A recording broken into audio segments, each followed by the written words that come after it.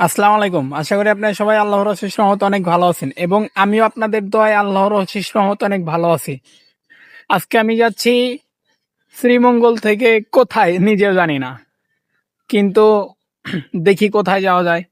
আজকে পবিত্র জুমার দিন, রমজানের দ্বিতীয় জুমা। আমি জুমার নামাজ আদায় করে একটু রেস্ট নিয়ে যাচ্ছি এখন ঘুরতে। দেখি কোথায় যাওয়া যায়। আমি এখন বাজার থেকে একটা গাড়িতে উঠলাম, দেখি সামনের দিকে যাচ্ছি, আমি জানি না কোথায় যাব। কিন্তু কাকা সামনে কি পড়বে? সামনে ও, সামনে আদিল নীলকণ্ঠ।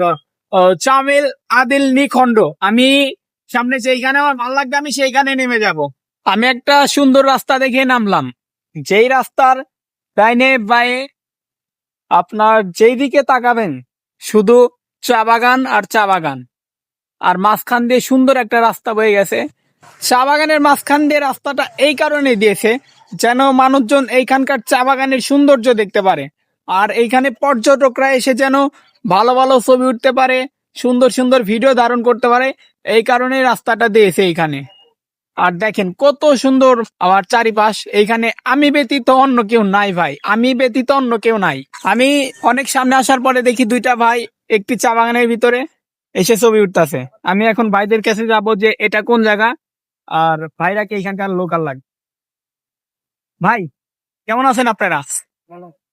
দাঁড়ান একটু কাছে আসি, নাইলে একটু কাছে আসেন, যাইতে পারতেছি না। ভাই কেমন আছেন আপনারা? আপনারা কি এখানকারই?